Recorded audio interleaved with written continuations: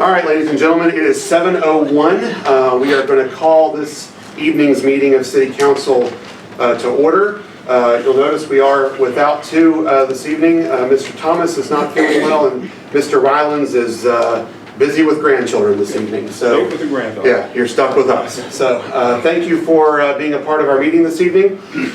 We will go into our moment of silent reflection, followed by the Pledge of Allegiance.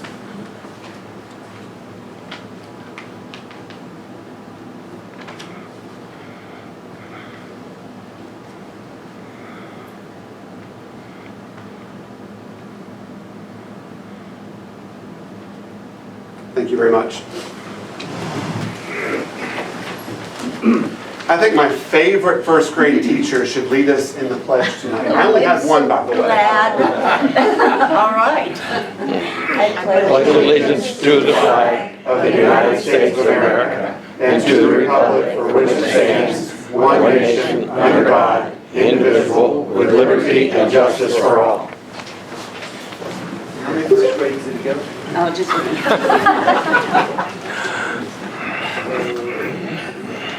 Before we get to section B on the agenda tonight, we have an executive session that you'll notice on the agenda under I that specifically says personnel matters. I'm going to invoke Chair's prerogative. I'm going to ask that we have a second executive session now relative to property matters. Reason being is it could affect one of the issues down under strategic issues for discussion and or vote that I'd like to discuss with the council with our city attorney before we get to that section of the agenda. Could I please have a motion to enter into an executive session relative to property matters now? Is there a second? Second. All those in favor signify by saying aye. Aye. Like sign opposed. That motion carries. If the audience would oblige us for just a few minutes, we're going to adjourn into an executive session. We'll be right back. All right, is there a motion to re-enter out of executive session back into regular session? Motion, is there a second? Second. Second, all those in favor signify by saying aye. Aye. Like sign opposed. Motion carries. We are back in a regular session. Let the minutes reflect that we are back at 7:23. The council just discussed a property matter which it is prohibited to, or it is permissible to discuss behind executive session. And now I would like to ask the council if we could bring up out of strategic issues for discussion and or vote F4, which is the Planning Commission recommendation from the meeting back on May 20th regarding R1 single-family residential district to include Airbnb rental. Is there a motion to bring that to the table? A motion, is there a second? Second. All those in favor signify by saying aye. Aye. Like sign opposed. All right. F4 is on the table for discussion. At this time, I would like to defer to Mr. Tom O'Neill, our city attorney, for some information. Thanks, Mr. Mayor. Just also note for the record that executive session for purposes of receiving counsel from your attorney is also an acceptable reason for an executive session.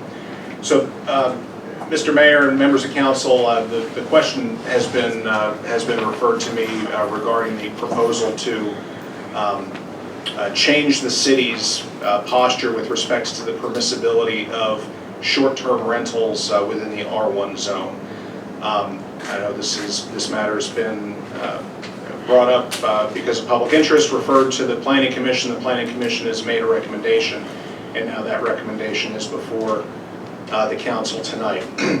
In preparation for tonight, I was asked to look into kind of the legal posture of this issue based on some information that I had received at a continuing education conference last month that prompted some further digging. Spent a lot of time looking through legislation for the past few years, trying to find, in particular, this section of code. I was able to speak with a professor at the WVU College of Law, runs the land use clinic up there. He offered some guidance on this issue, and he pointed me in particular to a certain section or subsection really of state code, and that is in Chapter 8, Article 1, Section 5A, subsection K.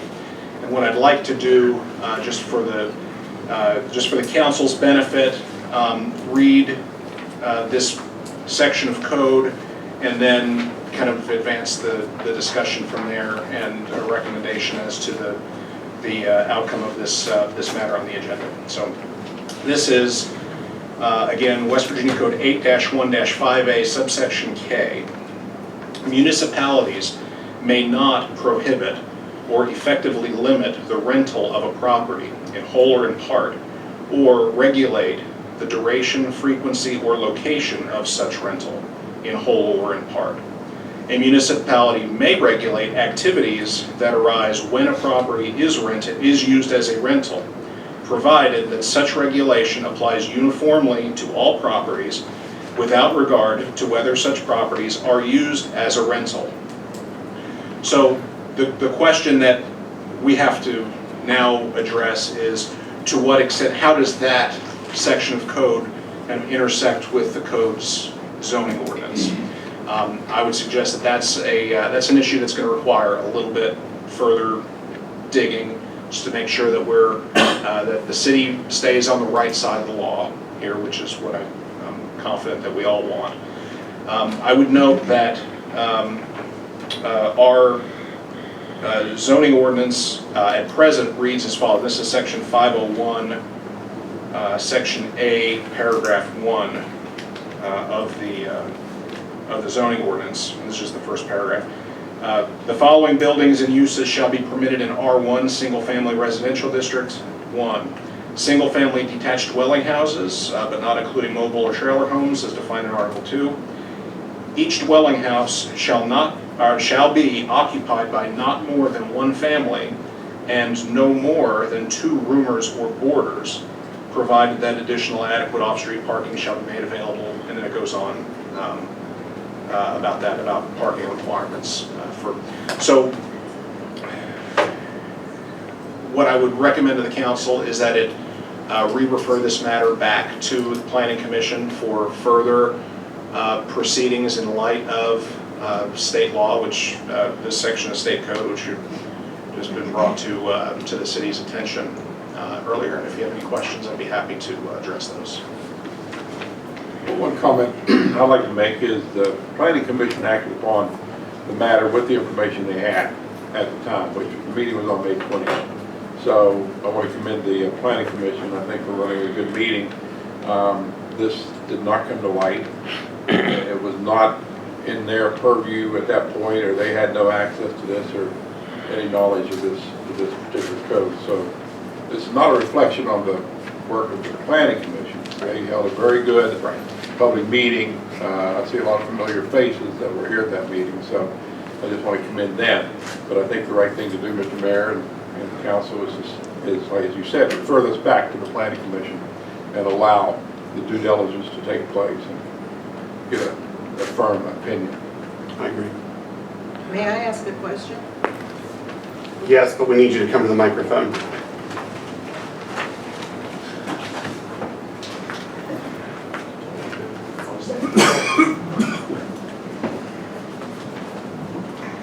Okay, my question would be, would the Planning Commission actually be acting on? Making a recommendation back to City Council, considering this new information that it's in the spirit of making sure everybody is on the same page. Because the decision that they made, the information that they acted upon did not include what Mr. O'Neill just read to us. I understand that. I understand that, Mr. Mayor. But what I'm asking is, what is this request going to entail? I mean, are they going to add? I think what I'm recommending is that this be sent back to the Planning Commission, let them work with the city attorney and make sure, whether it be through the state attorney general, would that be it? I'm not sure which. Well, anyway, let them do that work and gather all of the legal opinions, and then they can make a clear and definite recommendation back to City Council. Because what he read, I didn't hear anything about Airbnbs. It was rentals. We have to clarify that. Clarify. This is information we got today. Right. So we need to do some more research, but the planning commission, as per state code, is the board to handle all issues with zoning. Right, I So they understand need to give their opinion, recommendation back to us, either in the affirmative or as it's here on the agenda tonight, based on the information they had to deny it. So we want to make sure that they're brought back into the loop with the information that we just heard tonight. Okay, because it's really confusing, I think, what he read. That's Yeah, why we that's want why- the brakes on. It's Right. definitely confusing, so I just want to make sure that, we've got quite a few from R1 here tonight. Right. And we will have a public meeting with the planning commission again, and I, would invite everybody to come back again to hear the legal opinions, so that we know we're on the right side of the law, as they say. We would also invite our state representatives to attend the meeting as well, whether they come or not, but we will invite them to help, because they're in Charleston is where this came from. So it would maybe help to understand. And when was this changed? When was the law changed? That's not clear. That's part of what we're trying to investigate. Give me the code again. 8-1-5A, Who brought the law up? subsection K. Did you look it up, or did someone ask you to look this up? I mean, where'd it come from? Well, You were at legislature, conference. I mean, where did this issue come? Yeah, I who brought it up? I attended a continuing education conference last month where this issue was raised as part of a seminar, and I instantly recognized that it had some relevance to this issue, and we began the research. I tried for weeks to find this section of code. The legislature's buried it, pretty well, and I spoke with the head of the WVU College of Law Land Use Clinic this afternoon, Professor Jesse Richardson, and he pointed me to this code section. And there's no You read date? single family, 2 boarders. That's in this. You can't That is guarantee that. that is in Could you the. stand back up, Tom, so the folks on the TV, online, I'm sorry. Is that correct? The issue about no more than 2 boarders in a Single home, family, 2 boarders, right? that's in the zoning. That's in our zoning ordinance. That's not in state It's not part code. of that law. There's a state law, which is what I read out of this book, and then there's our local law, our local zoning law, which is what talks about no more than 2 roomers or boarders in a location. But you have no That- control over. well, Well, except that it's the law in the city, and that people, including property owners, are expected to comply with the law. And if there's a complaint and there's an investigation and somebody is found to have more than 2 roomers or boarders in a building in an R1 zone, they're in violation. They can be cited, and remedial measures can be taken. So the point that I'm trying to make here is that this section of code, this proviso that says such regulation applies uniformly to all properties without regard to whether such properties are used as a rental. This zoning ordinance does not ban rentals. What it says is that you can't rent a single property to more than 2 people at a time. Now, that's the law in Buckhannon today.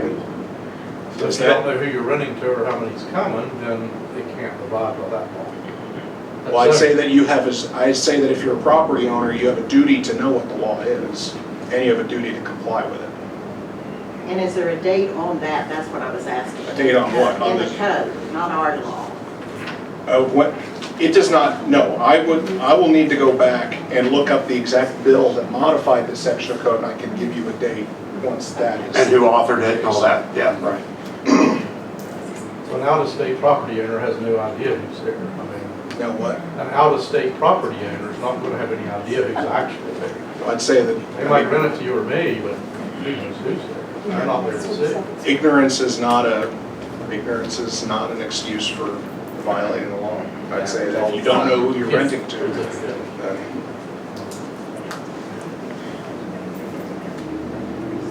So, tonight, I'm not comfortable, and I don't know that my colleagues are comfortable taking action on this until we do additional research, refer it back to, I think our action tonight should be to refer it back to Planning Commission, as Mr. O'Neill said. And in that which will require a legal ad being placed in the Record Delta as the newspaper of record for Upshur County, to set a date for a Planning Commission, as just it was done for the meeting that was held in May, at which that's when our state delegation will be invited. It will be made notice to the public, as it was before, just as all of our meetings are. And by that time, hopefully some additional information can be retrieved from the state capitol about this particular issue. And the Planning Commission will then have the information that is most current, and will be able to make a more solid recommendation back to City Council for us to make a final decision on. I would encourage the members of council to attend that Absolutely. hearing before the Planning Commission as well. Mr. Ritter. It's very disappointing that the legislature can't be more specific when they write a law. Yeah. It was very unspecific. Subject to interpretation by whichever side. Well, and there are things that aren't even in the definitions, you know, that you'll find in code, Right. written in that particular section. And, you know, it is disappointing, it is frustrating. But we have to comply with the law. You know, that's the bottom line. And we have to do our due diligence to certainly make the right decision. Right. You know, it's just very frustrating for me personally. I was in agreement to deny, but let's follow the law. Do we need a motion to refer it back? We do. So moved. Second. All right, so under F4, the motion is to, well, first of all, sorry, before we do that, there are some folks that wish to speak on this matter this evening. Nancy was one, Barb Loudon was another, and Bev Rigger was another. Do anybody want to speak at this time based on what we just heard? I'll wait until after the law is been explained. Okay. Nancy, do you have any other additional comments? No, I don't. Would anybody else who circled no wish to change their mind and speak based on the information that was given? Another property owner. Yes. I hurt my back.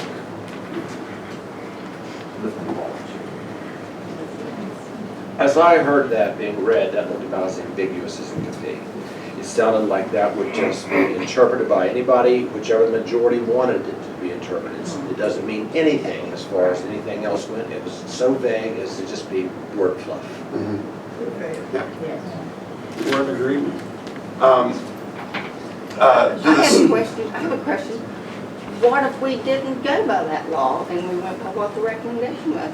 I mean, what are they going to do to us? That's why we need to get clarification on the law. We need to make sure because I want to make something very clear. We do not have the ability to go against what state code says that we can and cannot do as a municipality. That's why we need to make sure that we have clarification. This city has always prided itself that we follow state code to a T. This is a very well-run organization, and I want to make sure that whatever decision is made, it is in accordance with what state code truly allows us to do. Because the last thing any of us want is a whole lot of lawsuits coming back on this body, on this city, taxing our insurance because we didn't make the decision that was in most accordance with what state code is trying to say. I totally understand and agree it's ambiguous. I get it. I mean, it leaves a lot to be interpreted. That's why we need to do additional research and have another meeting with the Planning Commission, get opinions from them, hopefully have our state some of our local state legislators here to help explain some of the thought process that went into crafting this legislation. Mr. and Mrs. Smith, do you have anything that you would like to add or comment on while you're on the phone this evening?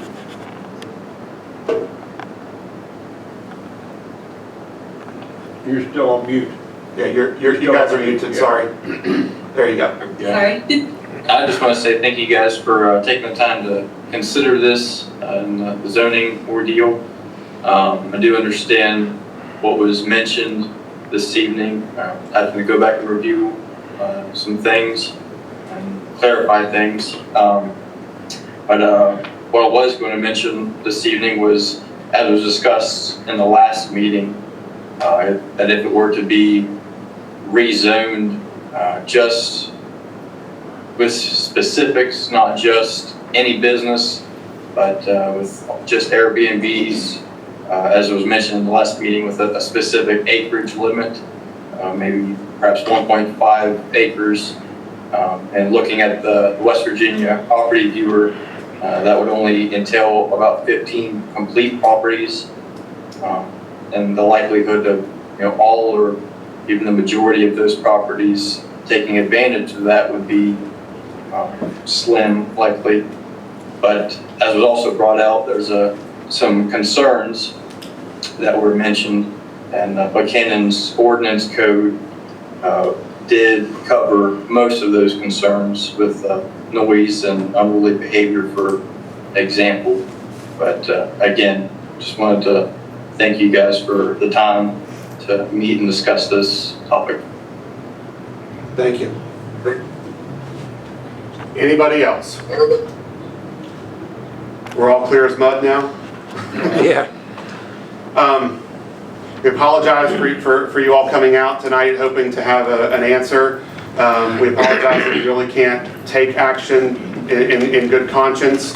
But we hope that you understand and can appreciate that we want to make sure that this is right for everyone. Okay? So, all right. So you were prepared to motion that we and there was a second by Mr. Rigger. All those in favor of referring this back to the Planning Commission, please signify by saying aye. Aye. Like sign opposed. That motion carries unanimously. And let them know the meeting will be July or August. Yes, before you all leave, the meeting will most likely be in July because when we do a Class 2 ad in the paper, which is required for a Planning Commission meeting, it depends on when they run that ad, how quickly we can get to them. I think they only run on Wednesdays, so from that point, it will be advertised and we'll set the time for the meeting, okay? Thank you. Thank you all. And I did share with Mrs. Rigger that she didn't spank you enough in first grade. He was a model student. That's right. Notice I said she was my favorite first grade teacher. Yeah, that's why she responded the way she did. You know? Teacher's pet, that's why. Phrases come to mind. Slippery slope, cannonball. Okay. I noticed you didn't leave. Would you like to address us about anything? No, actually, I'd just like to follow some of your meetings for a little bit. Sounds good. We don't mind at all. We normally people when they're done, they're out. So, okay. All right. Up next under public comment, we have Jody Light to give us an update on the upcoming barbecue bash. Thank you so much. I apologize for not being on the agenda. I really kind of let it slip up. We've got a few things going on in anticipation of next week. It's okay. We'll send you a fine. Yeah, I'll get you some barbecue. We'll work on that. I apologize. I had a nice little gray handout, and literally, and you can almost see it here, my toner, don't ask me why, I faded to nothing. So I'm going to read you a few things from that. I'll try to make it brief, but this is the last week, so hopefully you'll get some updates on this. As of today, we have 32 master barbecue teams coming from 11 states. 16 of those 32 teams are new. They've never been to our event. Some of them have never been to West Virginia, much less Buckhannon. We have 12 backyard teams. 5 of those are new to our event, and they come from 6 different states. And we have 60 plus judges, and they come from some of the same states, but some new ones. And we have a new judge sitting up here, barbecue judge that is, on the council. We have 15 food vendors. Again, 4 of them are new this year, one by recommendation of our illustrious mayor there, so you can have some tacos in addition to your barbecue. We have 3 art cars from Florida, Kansas, and Delaware. And it was interesting, the gentleman from Delaware called and I said, well, I hadn't reached out to them. He said, we heard about your event in Chattanooga, Tennessee at another event. So the word is spreading. One new thing we are doing this year is we are kicking off, we did it really softly last year, but we're doing a Thursday evening kind of we call sneak peek preview. But our food vendors will be open from 4 to 8. We have the Lincoln County Cloggers will be there. We have a balloon artist, face painting, some of the crafters will be open. And in addition to that, we're partnering with Woody's Bowling Center, and we have a bowling and a pool tournament starting at 6 and 6:30 out at the bowling lanes. So if you're so inclined, we've had a couple teams said they're going to come in and hopefully swing some pins or shoot some pool balls, I don't know. Just to let you know, because if you haven't heard about it, some of the things we've done, you have a rack card that I gave you. We printed 5,000 of those. Those are in all of the 7 welcome centers. Been out for several weeks. They're distributed around the area. You'll see them. Some of the restaurants even have them in their little, what do you call it, napkin holders and things, which is kind of nice. City Hall has some, different places. So those are out everywhere. West Virginia Radio, and I'm sure probably you've maybe heard some of those. They're on 6 or 8 different stations. Those ads have been running actually since before the Strawberry Festival. WBOY TV, we've done an interview, and there was something supposed to be on again today at 4. We did something new with the Dominion Post, wanting to hit a new area, so Marion, Monongalia, and Preston County, we did a full-page color ad last weekend that went to 35,000 to 40,000 subscribers. And it's on their website with 950,000 average viewers, and that'll be on there for a year. So we thought that, because it gives our dates for next year, which is our 10th. The program book that you have a copy of came out this past Sunday, and it was mailed to about 8,000 subscribers to the Intermountain. It was also, it's been, again, distributed up and down I-79 at other welcome centers, convenience stores, and so on. And of course, we always are doing updates on the Facebook page. We've got over 6,000 likes and so on and so forth. So I just want to let you know we are working on trying to spread the word about Buckhannon, about the barbecue, and getting, and especially with almost close to 20 different states represented, that kind of tells you that we're getting people in here that haven't been to Buckhannon, and we hope they come and come back. And we actually have some that are staying after going to Seneca Cavern. Some of them are staying here in Airbnbs and staying some extra time. So I think that's a good thing for the whole area. Speaking, let me go back to that, the Airbnb thing. I heard this too, shame on me as being a landlord, the 2 boarders per unit. And there's people all over. We have some. If you have a 3-bedroom unit, and I'm sure Randy's aware of that, you have 3 different people in there. That's the first I've heard of that. So, I mean, that's in long-term rentals. Keep in mind, we're only talking about the R1 zone, which is the restrictive one that's over on the west side of town, Upper West Lincoln, August. Okay. It's not. Because I was sitting there going, oh my gosh. It's not all over. Like college students, there are a lot of them there. Most of Buckhannon's residential area is an R2. Okay. I just was sitting here kind of in panic mode going, oh my gosh, I've never heard that. Tom O'Neill would be coming to get me.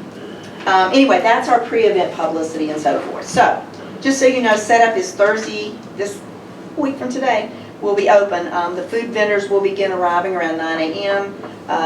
We met with Jerry Arnold and his crew last week. I have an 11 a.m. meeting with some of the others like Matt and JB and so forth to go over that kind of thing. And Amby, I'll get you the no parking. They said you're the no parking gal, so I'll get you that. But they'll start arriving at 9 a.m. Hopefully those will all, the city will set them up. They'll all, just like Strawberry Festival, they'll all be set up around noon, 1 o'clock. We've asked the teams not to come until after 1 p.m. so we can hopefully get that mess done and get them in. Then it goes all weekend. Street closings, I don't know whether I want to go through all that with you. I can. Jerry made some recommendations I think that are good. So basically, there'll be a closure of an L shape pretty much. It'll go from the alley, and I didn't know there was an alley there, beyond Wendy's as you're coming off 20. It'll go from that alley, actually in Madison, all the way through to Sweet Alicious. Then it'll just go from that corner up to Coal Riders, which is what we did last year on Spring Street. We didn't close Spring Street last year, but we had a lot of folks that want to come in off 20, turn up there, got in the middle of all these people trying to park, and people were upset. We understand that.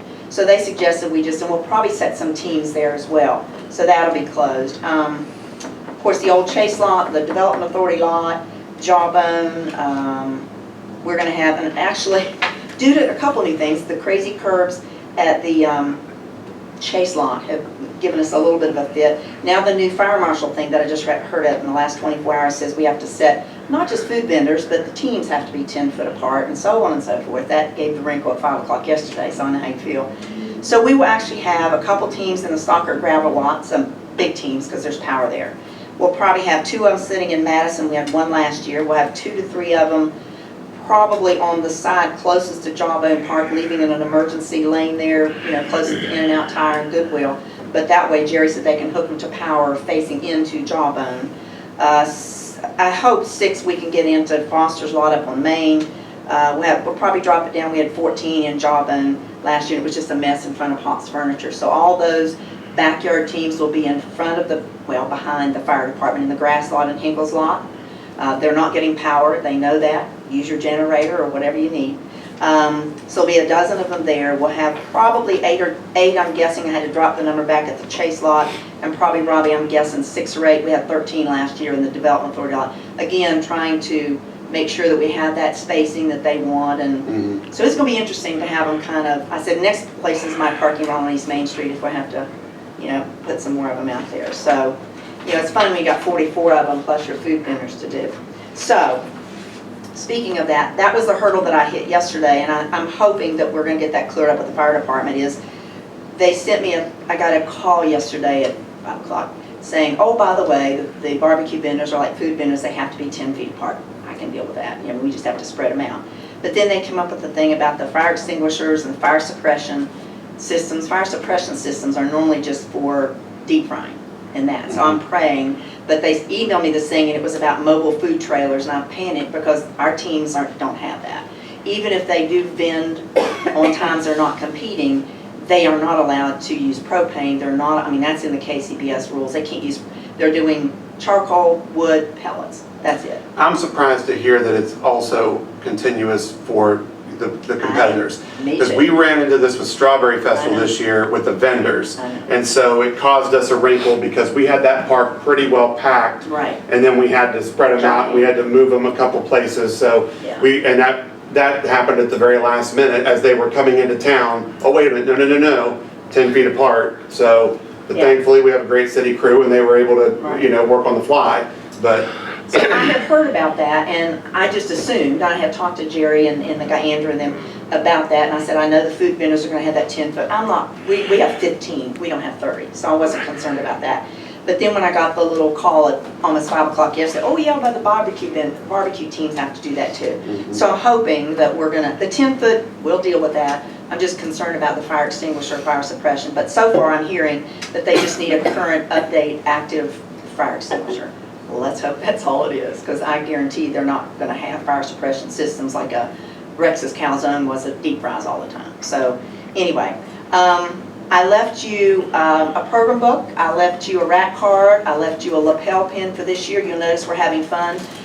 Just kind of a play off on the little hillbilly. He's doing some smoking there and that kind of thing. I also left you an RSVP, well, a dinner invitation for Friday evening at 6 at the Bicentennial. We're not having barbecue, just so you know. I'm sorry, because it's I'm sorry. But if you would let me know, if you know this evening, you'll definitely be there. Not great. If you don't, just let me know so we just trying to plan our food. Would love to have you there. Is this, Jody? Yes, ma'am. What day is this? Friday, next Friday. Okay. Is it not on there? Take a walk on. Well, sorry. I thought we did because we were giving those out. So that's basically a dinner that we're paying for our barbecue teams, our judges that are in town that day, our sponsors, and folks like you, the VIPs, the VIPs. I had somebody ask me today, and I wasn't sure the answer. Is what days is downtown going to be closed off? Main Street? Yes. Just on Saturday, 8 a.m. to 4:30 p.m. for the cruise in. Okay. Yeah, that's it. We're trying, and I've talked to Jerry, and we want to inconvenience the public the absolute least amount of time and space as possible. We have the post office parking lot as a backup, but we really want to lessen that as much as we can. And we're going by the guidance and suggestions, meeting with Jerry and his crew, and then I'll meet with Matt and JB. So we're trying to do it the least amount that we can. So. Do you have a media list you send out regularly? Oh, it's sporadically, Randy, but I can get that to you. I just know if you could just add it to that. Oh, sure, Yeah. I can do that. And I want to announce one other thing. We always love to have sponsors, and thank you very, very much for your generosity again this year. Next year's our 10th, and it is June 13th through the, no, 12th through the 14th. This year's 13th through 15th. Someone said today, oh, Jody, that's Friday the 13th. I said, we're going to make it the lucky Friday the 13th. But we love our sponsors, and we couldn't do it without our sponsors. We always try to raise our own money. We've done bingo, we've done this, we've done that. So we're doing something different, and this is the first time it's being announced because I got the tickets today. We're going to do on Friday, October 4th, it's an all-you-can-eat fish fry, was suggested to us. We think that'll be different. It'll be down at the Bicentennial. It'll be an all-you-can-eat. We'll do fish, fries, hush puppies, coleslaw, probably an ear of corn, a dessert, bottle of water, and then the Peak Pavilion, where you're at, will be open so they can get other soft drinks or beer or whatever they want to do. We thought that Friday, October 4th? Correct. Okay. And like I said, we just got the tickets. We'll be selling those during the event. It'll be $20 all you can eat. In advance, $25 at the door. Kids are going to be $10. So we think that's, from what we've heard and done our research, there's none around here doing that, and it seems like a fair price. The good news. on that, What's that? the time on that, 4 to 7. 4 to 7, so people can just come and go. That's, yeah, and that's what we were thinking about being a Friday night. There are still folks that do fish on Friday, but also you can get dinner and take it home or whatever, so we thought that would be a good time. I think Robbie's going to have a band probably be playing at the Bicentennial or at the Peak Pavilion, so we thought we'd just make it a good family. We'll probably do cornhole boards and, you know, a few things like that, but concentrate on the fish fry. The good news is, and I don't know if any of you were at Stonewall a couple or 3 years ago, we had a company called Fresh Catch West Virginia.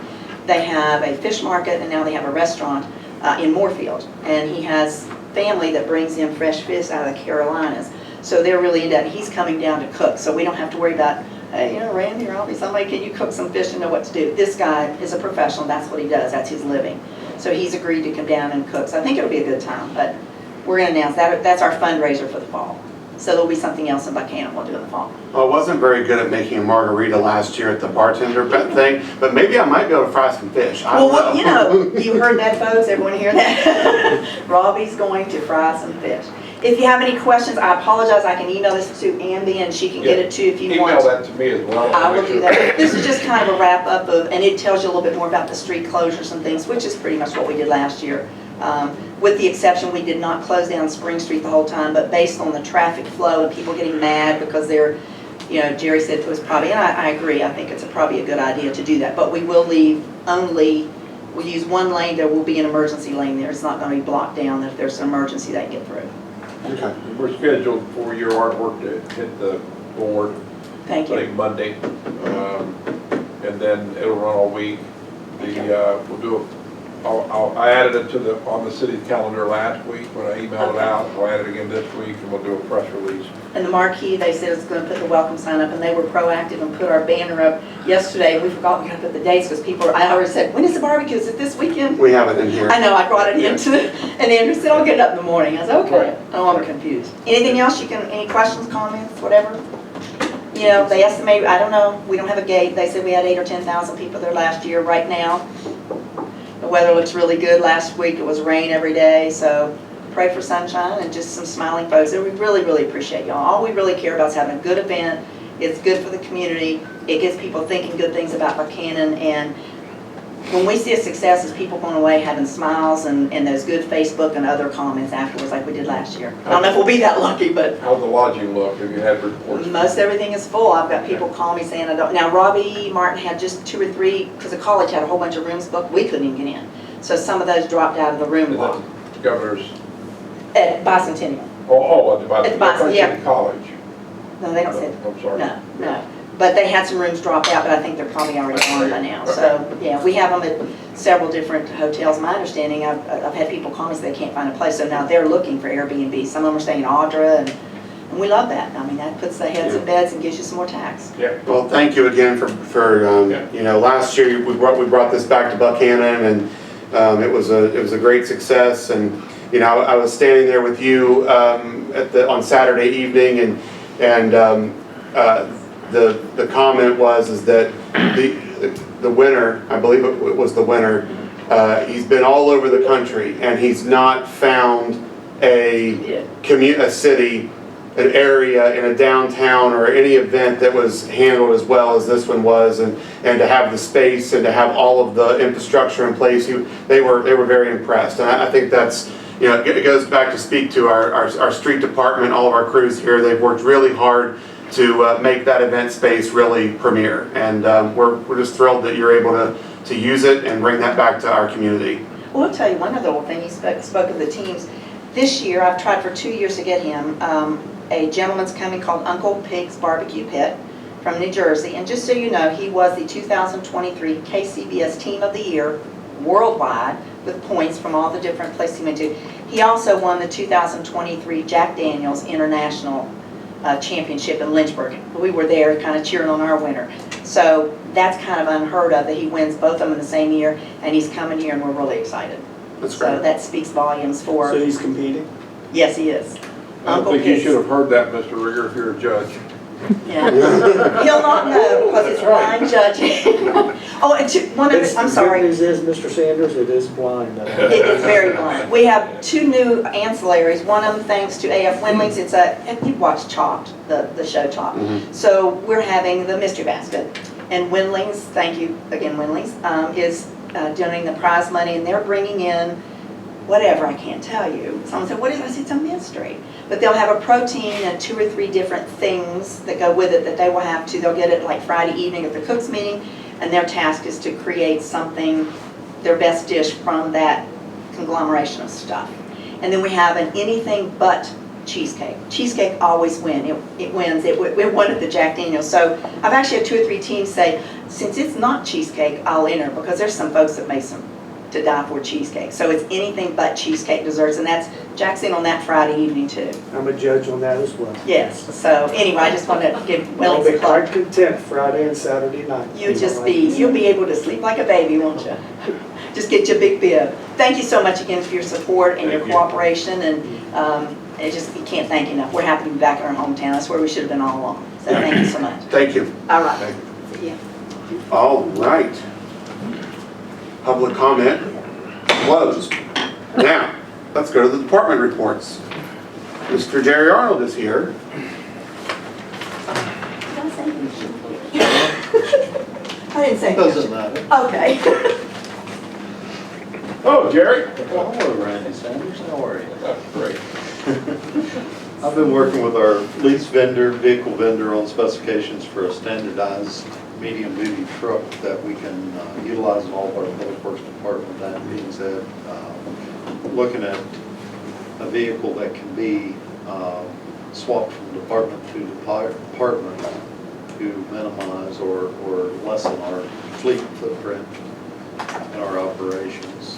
We have some specialized vehicles, but we have a lot of standardized trucks that we can look at utilizing cross-department boundaries, such as instead of having a whole vehicle, as I explained to Abby, we've talked about this now for a couple of years, and it's been one of my pet projects since we started leasing vehicles. But rather than having a dozen dump trucks, this would be a truck that has you've seen our hook lift truck and waste collection, it would be a smaller version of that, and we would have different beds, both, job boxes, utility beds, dump beds, that same truck could perform more than one function on a job site. So that's what we're looking at in that. I just try to explain that a little bit more because it's kind of bland in what I have. We've ordered the 5 AED units to be placed in all of our departments and city hall. Is, the folks on the boards know that we had that traveling show all last month, so we've got all the AEDs ordered and they should be here in the next week or so for installation. The street department, we continue to work on the city park. The subgrade on the pickleball court's been completed, and we have about half a day's work to complete on the basketball court before we can have the contractor pave them. Again, as Jody said, the rain does not work well with our dirt work up there, so it's been hit and miss as to what we can get done. But we are getting that completed. It is moving along.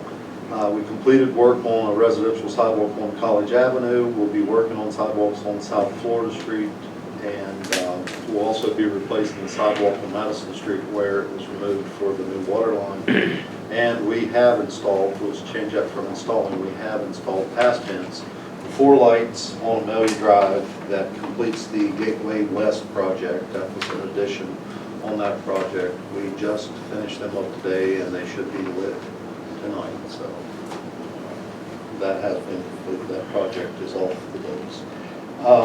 Under sewer, they continue to work on the Island Avenue sewer replacement project. That project is going along pretty decently. Water continue working on the Mead Street water line replacement, and they're working on making repairs to the dam from damage caused by debris in the recent high water events. Under engineering, ARPA tenant and booster station, waiting on Mon Power to connect the new electrical service to the building, so the final electrical improvements can be made and the booster station can be tested and then ran for an extended period in late June to ensure it's functioning properly.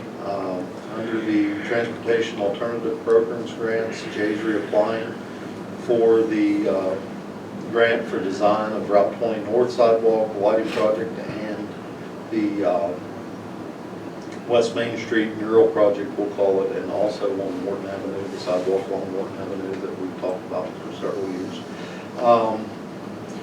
ARPA, the sanitary sewer collection system on Taylor Street, contractors working on the installation of the manhole and the punch list items identified by Bethesda and Sewer Department, which has been completed. CRS submitted the necessary information required by CRS for 23-24 annual CRS report on April 29, 24. Continuing to work on the annual floodplain management report that will be submitted for review by the City Council prior to it being made available to the general public. It should be noted that the report will be submitted to the City Council for review and approval sometime in June. So says Jay. We would have never guessed. That is all I have, unless there's questions. Any questions for Jerry? Okay, thank you, sir. Thank you, sir. Up next, Finance Director, Amby Jenkins. No money in the end. Have some money. Okay, I'll give you some balances for May. General funds money market and checking, $1,801,000 with the CD at $86,000. Historic landmarks, $3,034. Stalker Youth Center capital campaign with the $12,000 pledges, $459,000. Coal taxes at $53,000. Municipal stabilization fund, $924,000. Flood control, $78,000. Consolidated Public Works, $230,000 with the cemetery CD at $235,000.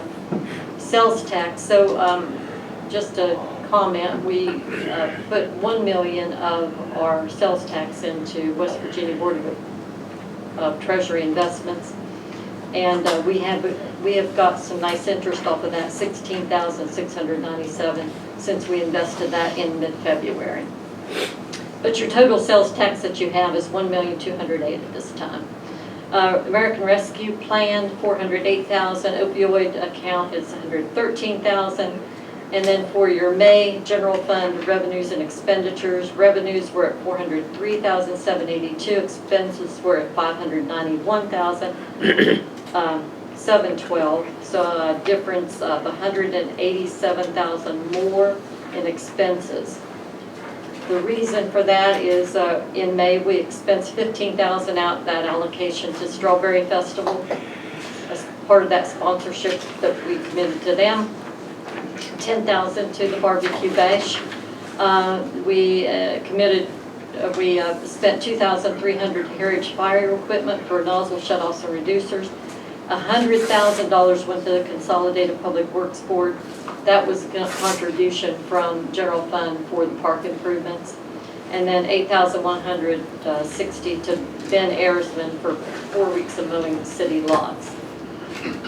Activities at Stockert, those are attached, so they had several activities going on, but it amounted to about 1,300 attendees throughout the month of May. And that didn't count all of the activity that was going on those 3 days of the craft show during Strawberry Festival. Pause there for a moment too. I did talk to Ms. Karakoff from the USDA. today. I asked her, did she happen to hear anything, any updates?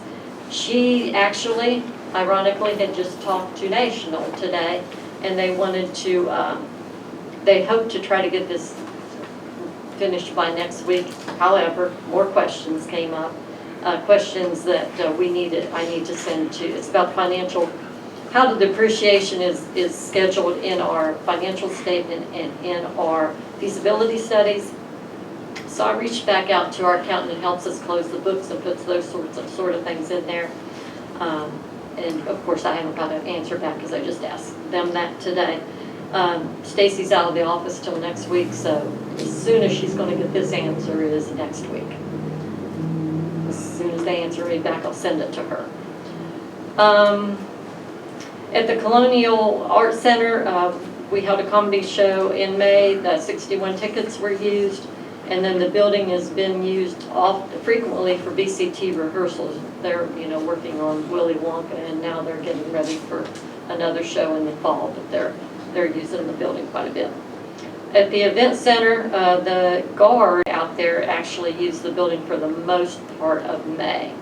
We did have 2 Upshur County elementary schools that used it for concerts, and we had a family use the building, rented the building for a wedding. Actually, I would amend that, if I'm not mistaken, the guard is using the facilities most of June. They did May too, she told me. Did they not? Not really, no. Oh, okay. Yeah, but anyway, actually, we can tweak that. Too. Yep, I can fix that. Well, I guess that's it. I've got a revision down later in the... You want to go ahead and do that while you're up? You want me to, I can do that. Please. In your package, you'll see budget revision number 5 for the general fund of the city of Buckhannon. This is the last budget revision we can make for the fiscal year. So we got several line items that... I have faith in you. You can do another one. So says the state auditor.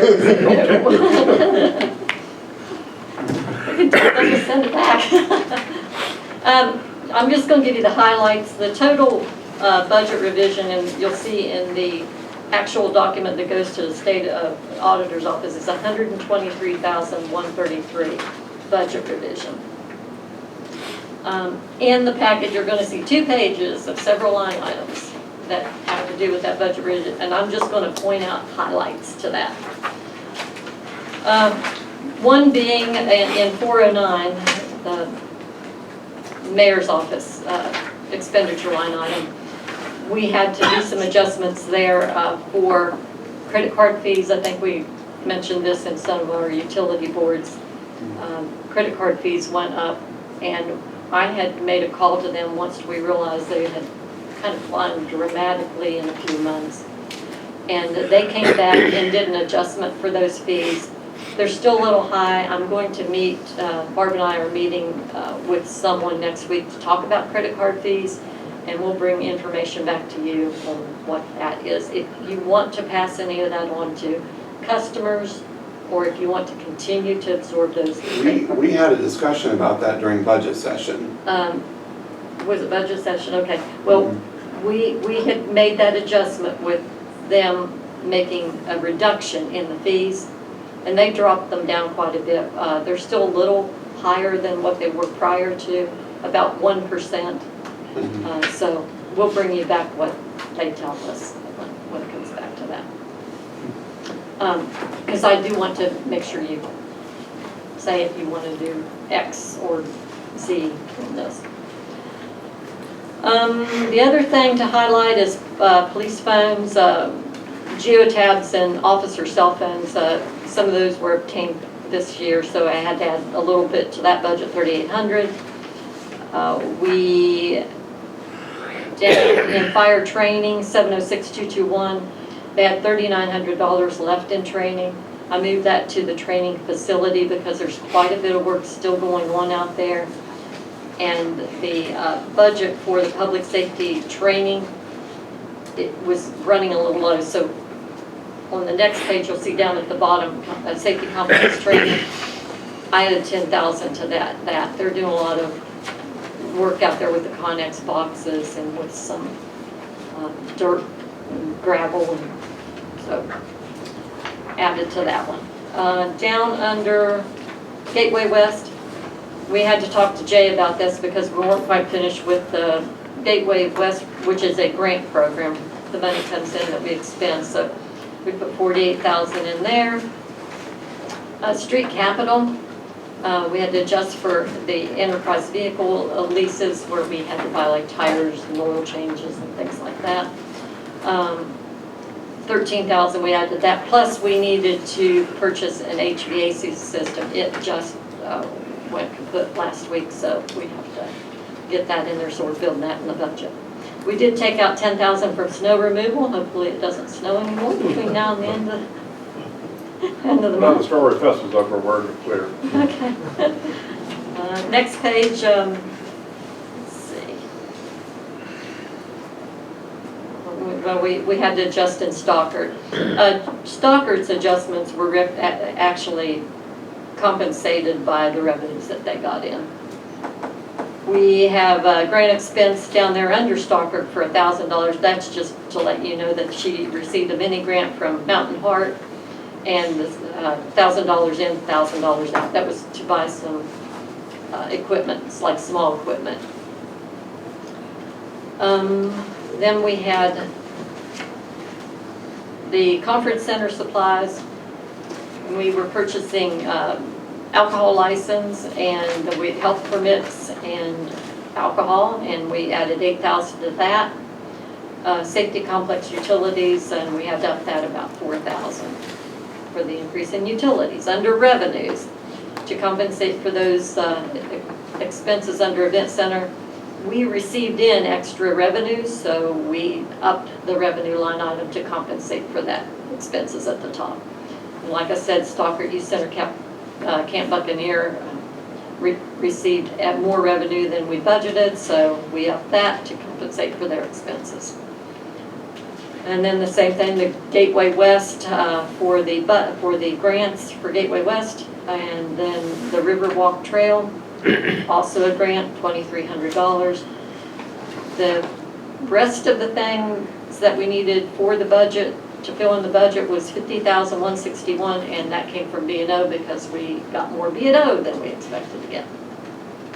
So $123,133 with all of those line items. That's it. Any questions? Any questions for Amber? Just some cleanup, all right. Motion to approve. There's a motion by Mr. McCullough to approve the budget revision. Is there a second? Second. Second by Pam Bucklew. This is a resolution, so we will need to do a roll call. I'll defer to Mr. Sanders for that. All right, Mrs. Bucklew, Yes. Mr. McCauley, Yes. Mr. Rigger, Yes. Mayor Skinner, Yes. and Mr. Sanders votes yes as well, so it passes unanimously. Thank you, sir. All right, thank you, Amby. Right. Up next is our police chief, Matt Gregory. You okay, Andy? My backside was a little wider than that. Okay, just a chair adjustment. I'm chief. Hi. Just a few things to report on tonight, Mayor. With the wrap up of the 2024 Strawberry Festival, I'm happy to report no major incidents occurring during the festival this year. As part of the planning process, we have already conducted an after-action review with all participating agencies. A lot of helpful feedback received from that, and that will enable us moving forward to with our planning process for next year's festival. We do anticipate getting an earlier start on that this year, looking at sometime this fall as we implement some of the discussions that occurred in the after-action review. We do continue to seek fulfillment of the vacancy in the police department that was created in December 2023. After our most recent round of interviews a few weeks ago, a conditional offer was extended to one of the candidates. The candidate did initially accept the offer, but later declined in lieu of accepting another position elsewhere. So again, so the vacancy remains. At that point, that left 4 on the list of eligibles. One has since contacted us wishing to be removed from the list, which leaves us with 3 remaining on the list. The third candidate, council has not interviewed yet in the past, and so we continue to conduct the background investigation as we advance this selection process. And then, Mayor, the only other thing I have tonight is, has already been mentioned a couple of different times tonight, while we are gearing up for the barbecue bash here next weekend, and we're finalizing our plans for our security response to that. That's all I have, unless there's questions. Any questions for Chief Gregory? I just have a comment or a question. Do we have an ordinance in place for people riding bikes at night and no reflective anything on them? Yeah, the bike at night has to have. Well, I think that some people should be getting stopped then because it's happening constantly. Yeah, we and people are complaining, stopping. they're scared they're going to be hitting people. Then in reverse, they're going to get sued. Okay. And another thing, the bikes are supposed to use the same laws as the cars as the stop signs, right? Correct. Well, that's another thing that's happening a lot. And so I think we need to set an example and start finding people or doing what we have to people with bicycles, because it's getting really out of hand. And you know, you can't see them, and they're wearing black too on top of them. We're very aware of that in our dressing. Yeah. And one other thing. That's my mind, sorry. Matt, the web grub ceremony was excellent, honoring Chief Burns. Really appreciated all your research into that. It was a nice event as always. Thank you. Great job on Strawberry Festival. We had an added, event this year with bringing a headliner to town, and there was several thousand people downtown Saturday night. So but it seemed to go off without a hitch, and so appreciate all your efforts. And Mr. Sanders and I were at the wrap-up meeting, the hot wash, if you will, and so it was good to hear everybody say a lot of positive things about the festival, and a lot of it goes back to our city police and city fire departments really do a great job. So yeah, and of course we thank all of our participating agencies as well, state police, sheriff's department, and all of our other volunteers that help with that. They make it possible as well. Yeah, I'm very, very proud as being an event person, an event producer. I'm very proud of Buckhannon. It's a great showcase, great venue. I call the city venue when it comes to the West Virginia Strawberry Festival, the barbecue bash and all that. And it's all because of the planning, the coordination it put in by you, the street department, the mayor, everybody. It's just, I'm really proud of how we step up. So thank you. thanks, Chief. Thank you. Mr. O'Neill. Thank you, Mr. Mayor and members of council. I know that time is far spent here, but just want to make the council aware of a couple of things that are going to be coming up before it in the over the next couple of meetings. Segra, Segra is a telecom firm that they're looking to run some fiber through the city. I'm working with Jay to get a right-of-way agreement finalized with them. One should be, if it's not in your packet for the next meeting, the one after that, be on the lookout for. Also on the ordinance codification front, and looking at revisiting that, I'm working on preparing a proposal for your consideration.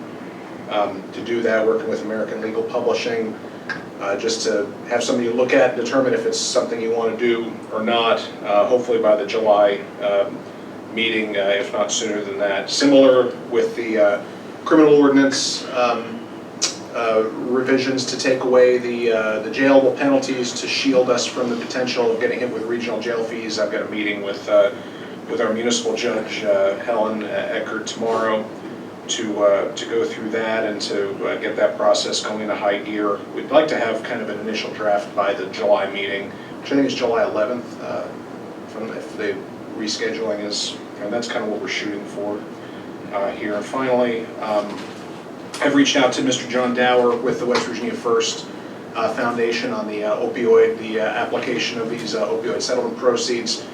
Looking forward to being part of that process and being the city's liaison as we look at kind of using that money, leveraging it to help people that really need it. And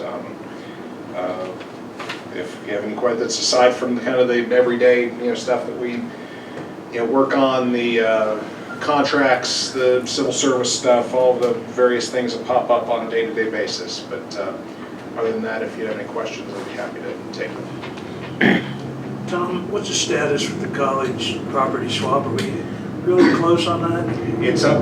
It is in Dale Bennett's hands to get that plat. I called him about it, asking for an update on that this week. He hasn't gotten back to me before this meeting, but that's where we're at. That's kind of the bottleneck at this point, is getting the plat. And then once we get that, it'll be done and over at the next meeting. We just have to get something for them. Thanks. Thank you, sir. Okay, thank you. My pleasure. All right, we have several things under correspondence and information. You have the Canvas certification of votes for the election, May 14th, 2024. So congratulations on your re-election bids, Mr. Rigger and Mrs. Bucklew. And we will be soon having Mr. Zuliani join us here in July. So congratulations to those who were successful in their campaigns. Mayor's proclamations, several, of course, during Strawberry Festival Week, National Nurses and National Hospital Week, the Webb Grubb Police Officer Recognition Day with Chief Mearns, and then the Friendly Way Day recognizing Joey Slaughter at the Fire Department. We have Shop and Save in Buckhannon here under CGP Foods Incorporated has applied for a zoning form to the ABCA. We have a letter of resignation from firefighter Lieutenant John Brignoli.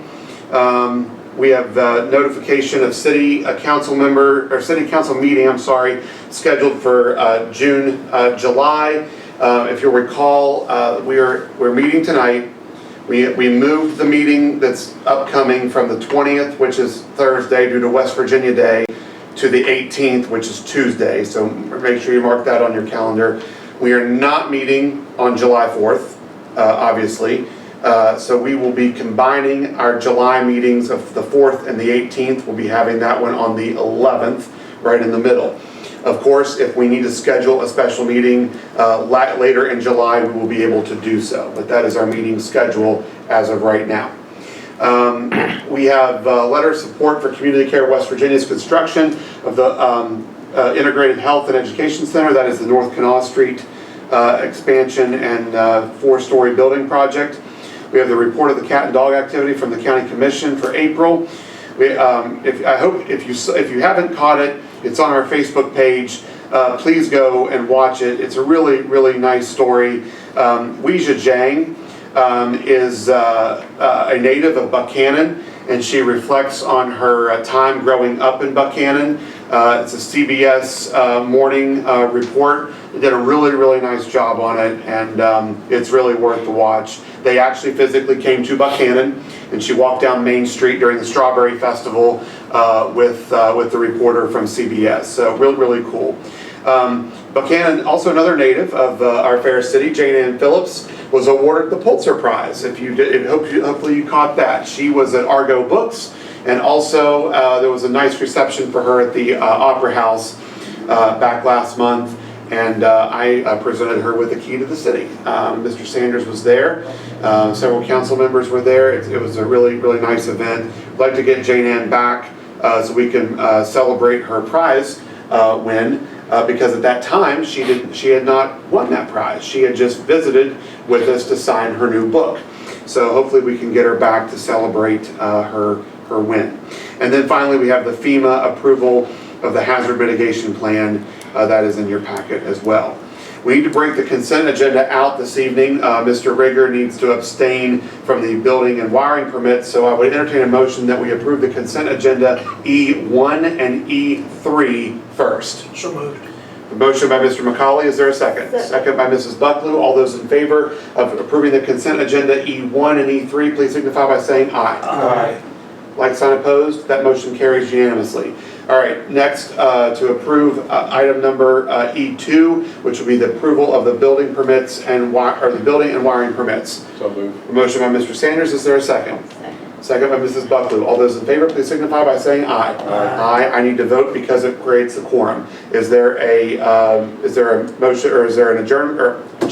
Yes, let's adjourn. Let's adjourn now. So moved. Yeah. Is there an abstention, Mr. Rigger? Let the minutes reflect that it passes unanimously with an abstention by Mr. Rigger. Okay. Nobody, we could adjourn, it's fine. We have dispensed with correspondence and information and our consent agenda. We are down to strategic issues for discussion and or vote. F1, the Fire Civil Service Commission has recommended 3 top candidates to council to consider for hire and to set an interview time. We gotta find them. Packet is nice and big this evening. Way back, I saw it earlier, now I gotta find it again. right by the resolution.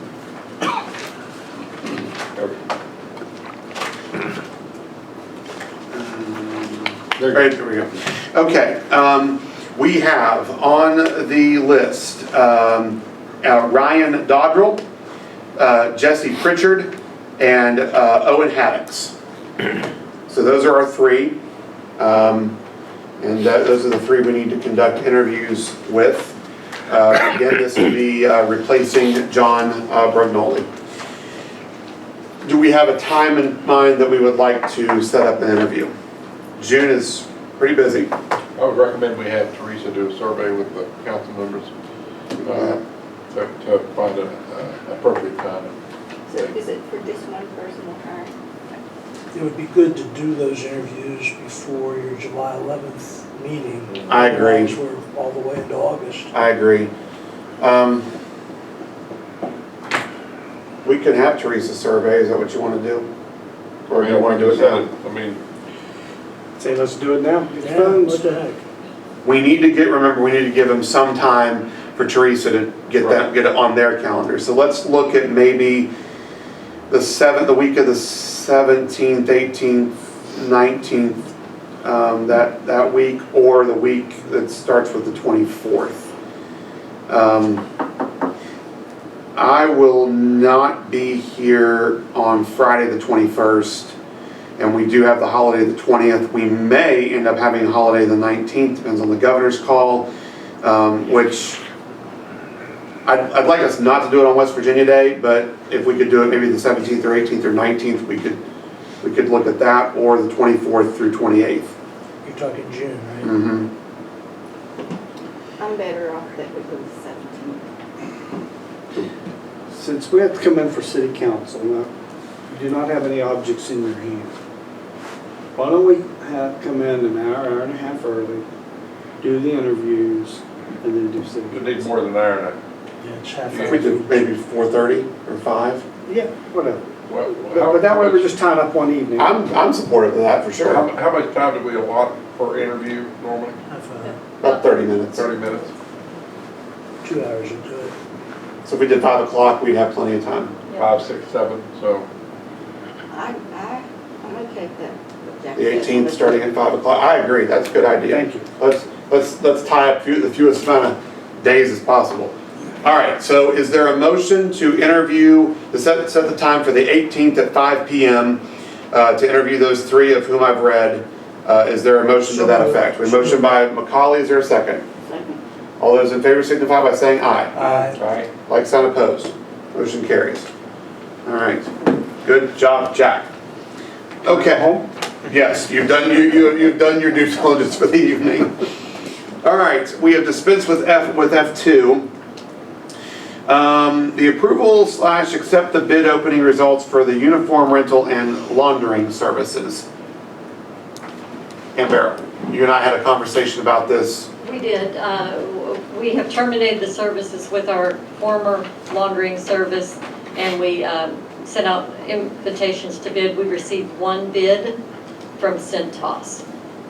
That's the only bid we received, and it was good prices. Yeah. Is it your recommendation that we accept that bid? Yes. anyway? I would move that we accept the bids. Motion by Mr. McCauley, is there a second? Second. Second by Mr. Sanders. All those in favor signify by saying aye. Aye. Like sign opposed. Motion carries. All right, we've already dispensed with F4, F5. I feel like this was like a broken record because I've read this at just about every meeting we've had over the past month. So each enterprise board has agreed to purchase its own AED, which is an automated external defibrillator, at each of the, like the waste department, at the water department, at the sanitation and so on and so forth. So now we need council's approval for one here, right? Street department and just our share. Police department, right? They don't have one. Do you have one? AED. Oh, okay. So that's just a formality, put the one in City Hall, it's already gone.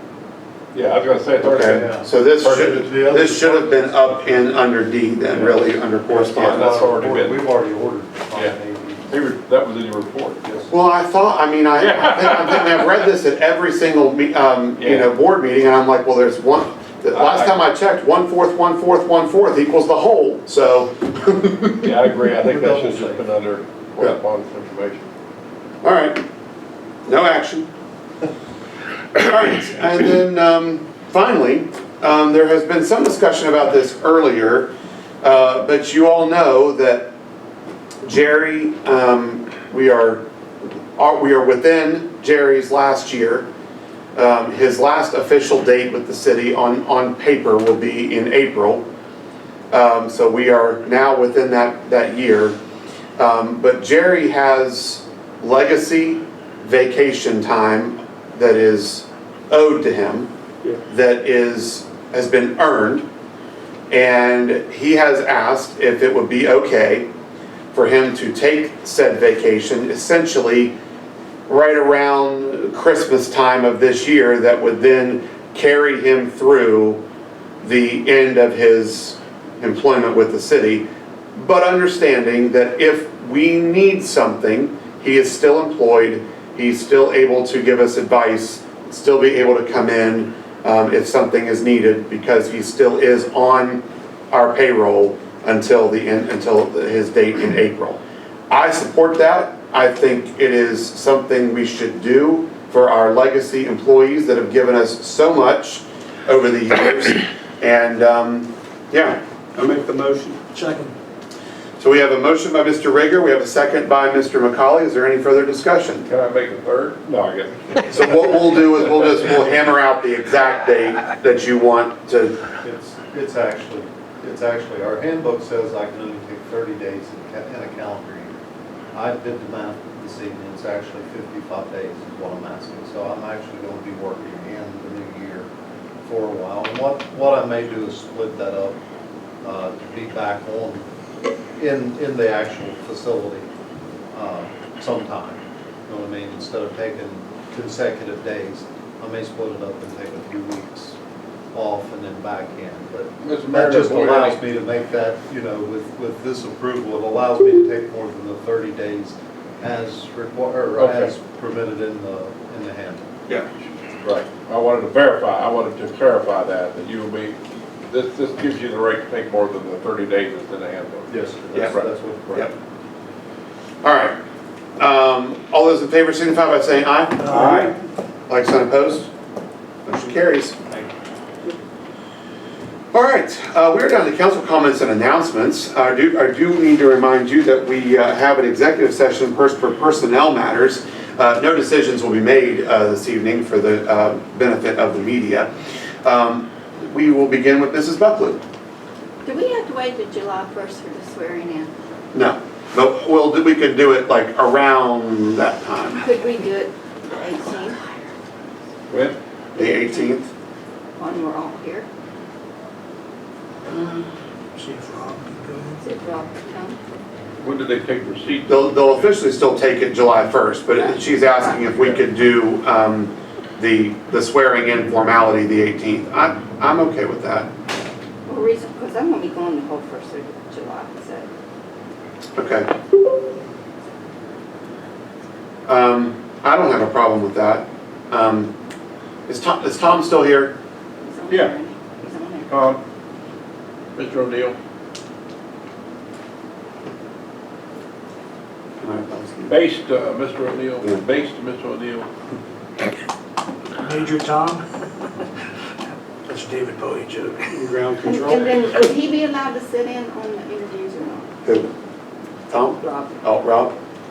Yeah, he can sit in, but he can't I know, Can't vote I yet, know that, yeah. but he could at least see how. Yeah, I invited him to the police, so, but he wasn't available Right. time-wise. Computer's still here, he's here somewhere, but he's just not in the office. I was just gonna verify that there's, I mean, you may know, I mean, is there any time frame that is, It seems like we've done it before July 1 on other occasions, maybe not as early as June this? 18th, Yeah. but, you know, Oh, I'm sorry. Is there, so Pam is asking, as far as swearing in of these two, I guess myself included, and then Rob, she's asking if we could go ahead and do that the night of the 18th, but understanding it takes effect July 1st. Yeah, that's right. The swearing in can take place at any time before, well, the only requirement is that the swearing in take place before the person takes office. So, whether it's on or before July 1st, July 1st is the earliest that they can assume the duties of the office. Okay. And so as soon as, it's like a tumbler with 2 clicks in it. You've got to take the oath, and it's got to be July 1st. So once both of those things happen, the person Right, takes okay. office. I just wanted to make sure that there was nothing that said it had to be within a certain No, window of no, time. it's not. Okay, so, yeah, that's fine. I'm fine with that. After the certification. Yeah, which it has been. Yeah, yeah. right, exactly. So we will send out, Teresa can send out an invite to Rob, to everybody, but especially Rob, since he's not on our normal cadence of emails for the 18th. Anything else? All right. Mr. McCollum.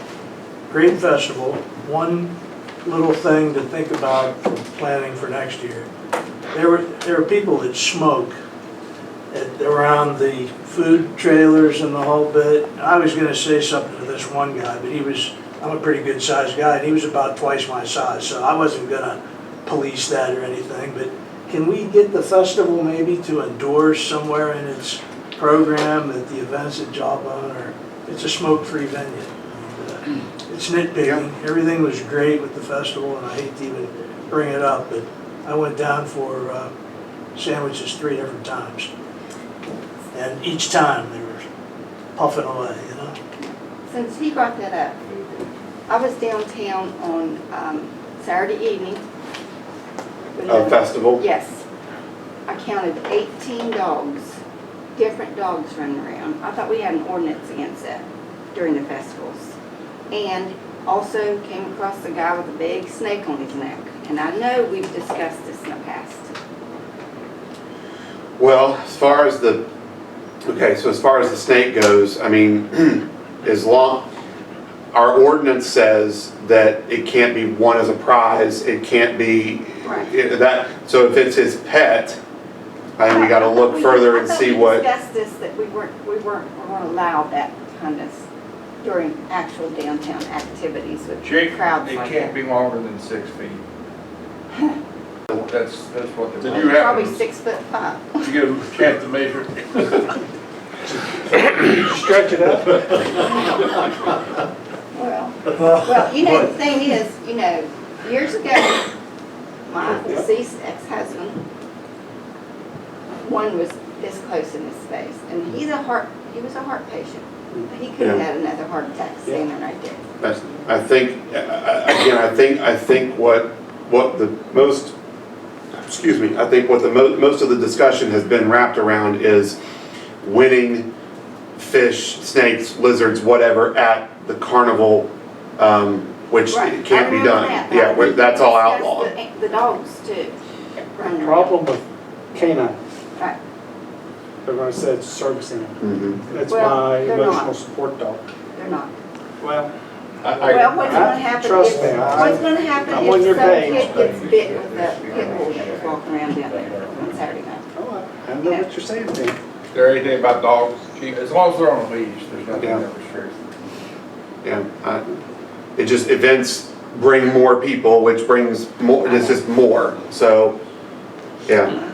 We don't have, I mean, when an event takes place in our community that's as large as the Strawberry Festival, I mean, we don't have special ordinances that only take place during the Strawberry Festival, and our ordinances don't just go away either. I mean, I know sometimes it can be ambiguous here, like the Strawberry, we sometimes use the language of like, well, we just kind of give the city to the Strawberry Festival, you know, because they ask for all of these, you know, provisions and requests and special treatment for all these streets, but at the end of the day, it's still the city. What our ordinance structure says goes, and it doesn't change when we have an event. Those ordinances are 365, you know, 24/7. Well, the smoking is really bad too, like you said. Well, yeah, I was gonna say, to get back to Mr. McCauley's comment, I think that we could recommend, Mr. Mayor, you're on the board of the Strawberry Festival, that at the public events, that they often announce this is a smoke-free area. We do that at Create Buckhannon every Friday night. That's one of the first things we say in our opening announcements. Now, And if your enforcing snake's longer than 6 feet, you can't have it. Yeah. Good. I'm gonna get you a tape measure at your birthday. Anything else, David? No, that's all I got. All right. Jack?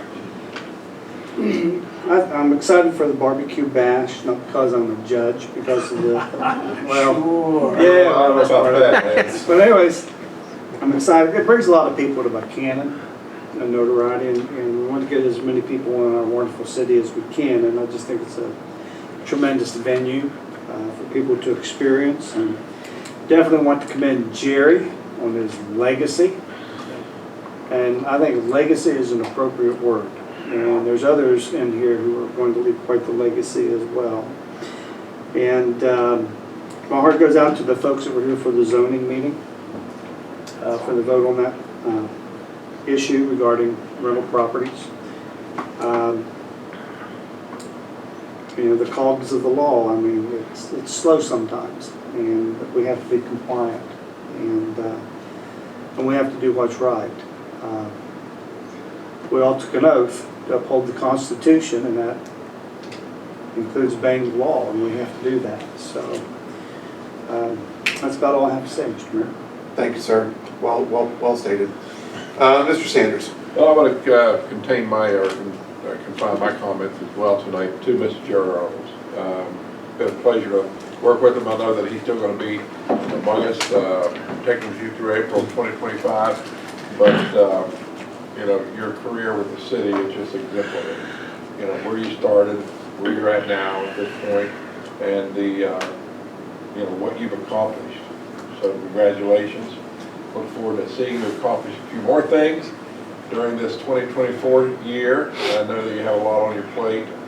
You're handling it very, very well, so congratulations. And it's been mentioned just a couple of times, but we have to look strongly at protecting our legacy employees. Yep. Just leave it at that at this point. Definitely want to do that. Well, I'm glad you're not leaving soon. In the words of Barney Fife, you're darn right I'm still with us, and I'm going to be with us for a while. So Yeah. I knew he would appreciate that, because we are both quoters of the Andy Griffith Show. I think we can both about recite every episode. So yes, Jerry, thank you for everything. And we will continue to push along in good faith for our community. Thanks to Amby too, and to Barb, and to Tom, and to Matt, and to all of our city employees. You know, this organization, we ask a lot of our employees all the time, because this entire region really depends on this city. I mean, we are, as goes the city, goes Upshur County, and because this is the beacon. This is where all the events take place, and so it falls on the shoulders of our city employees, and so we really appreciate everything that they do day in and day out for our community. I do not have any additional remarks besides the fact that I think that the Strawberry Festival went phenomenal. We are already meeting. I'm already meetinged out of the Strawberry Festival, because we've had 4 meetings just since the festival. So, the one this past week didn't end till 11 o'clock at night. So, We are already at work on the 2025 festival, so it's hard to, I know a lot of people aren't thinking about it, but we are. So appreciate the city's continued support of the Strawberry Festival. I really think we hit it out of the park, and I really believe that the city got its money's worth this year. I do. I think it's positioned well for an exciting future. So that's all I have. Hope everybody enjoys Barbecue Bash. And again, we've got an executive session at 8:50. I would ask that we adjourn. Into executive session. Yes.